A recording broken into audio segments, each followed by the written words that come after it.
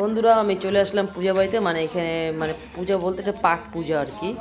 এখানে দই চিড়া পিঠা দিয়ে পূজা করা হয়, তো এখানে সবাই চলে আসছে, আমিও চলে আসলাম। আর কিছু কখন আসছো বোনো?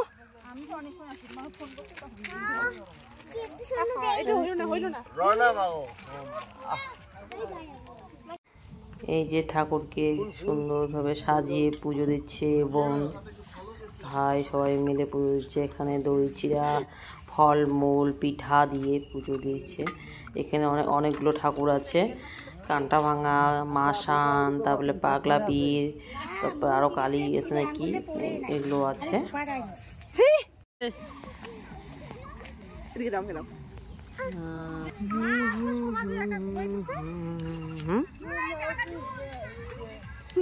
আমরা ক্ষেতের মধ্যে সবাই মিলে বসে আছি।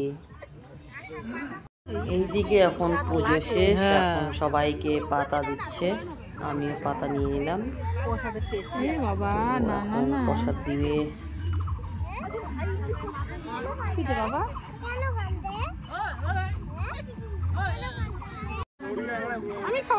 আমার বুনু এখন প্রসাদ দিচ্ছে, ফল প্রসাদ। আর এখানে পিঠা চলে আসছে, মামি দিয়ে গেল।